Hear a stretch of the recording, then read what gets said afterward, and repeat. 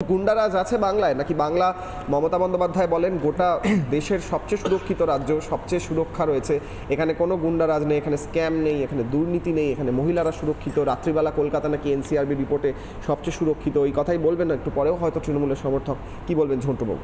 দেখো, গুন্ডারাজ নেই বা আছে তার তো শতরূপাদি বললই তোমাকে দেখিয়ে একদম প্রত্যক্ষ উদাহরণ দর্শক দেখছে। তোমার হাতে সাদা পেট্টি দেওয়া, তুমি সদ্য গায়ের জোরে মনের জোরে প্রধানমন্ত্রীর ঐতিহাসিক ভাষণ, এই ঐতিহাসিক অনুষ্ঠানটা অন্তত কভার করতে এসছো, তুমি বুঝতে পারছো।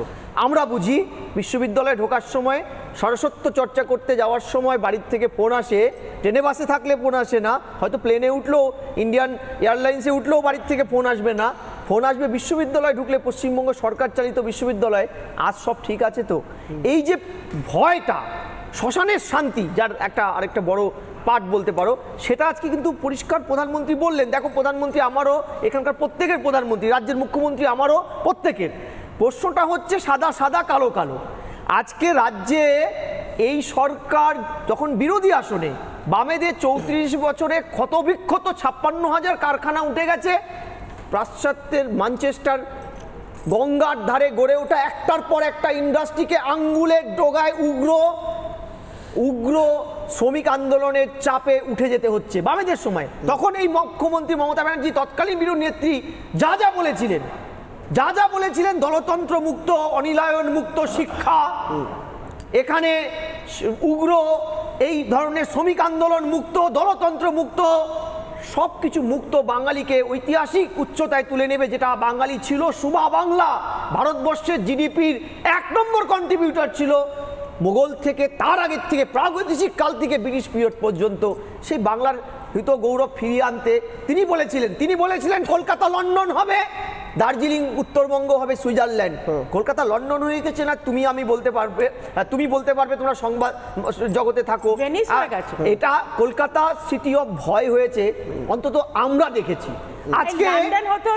আজকে উনি কি সুন্দর, দেখো আমি বলছি, কাদম্বরী দেবী এশিয়ার প্রথম ডাক্তার, বাঙালির গর্ব, ভারতবর্ষের প্রথম মহিলা ডাক্তার, যার আজকে জন্মদিন, অথচ এই বাংলা, যে বাংলা এশিয়ার প্রথম মহিলা ডাক্তারকে জন্ম দিল, সেই বাংলায় এই এশিয়ার প্রথম হাসপাতাল আরজিকর, এশিয়ার প্রথম হাসপাতাল আরজিকর, ভিক্ষা চেয়েছে হরগোবিন্দ বাবু, এটা ব্রিটিশদের বিরুদ্ধে গিয়ে হাসপাতাল করেছিল, সেখানে ধর্ষিতা খুন হয় কে? বাঙালি। ফলে আমরা যেই জায়গায় দাঁড়িয়ে আছি, কসবায় একটি বাঙালি নারী, আমার ঘরের লক্ষ্মী, গৃহলক্ষ্মী, ধর্ষিতা হন। আমি বাংলা, যেই বাংলা আমরা আজকে রেখে গেছি, স্বয়ং প্রধানমন্ত্রী আঙ্গুল তুলে দেখালেন ঠিকই, আমরা কি ভুক্তভোগী নই? তুমি বলো তো, আমরা ভুক্তভোগী নই? হাইকোর্ট অর্ডার দিয়েছে, কলেজ বিশ্ববিদ্যালয়ে গড়ে ওঠা এক একটা কালীঘাট অফিস, যেখানে দলতন্ত্র, হকি স্টিক দিয়ে শুরু করে ধর্ষণের কারখানা, সেগুলো বন্ধ করতে আজও চলছে। নয়, আজও তোমাকে বিলেটে ক্ষতবিক্ষত হতে হয়। পুলিশ তোমার ছিনতাইকারী, বকলমে তোমার উপরে হামলাকারীকে অ্যারেস্ট করেছে কিনা জানি না, তুমি ভালো বলতে পারবে।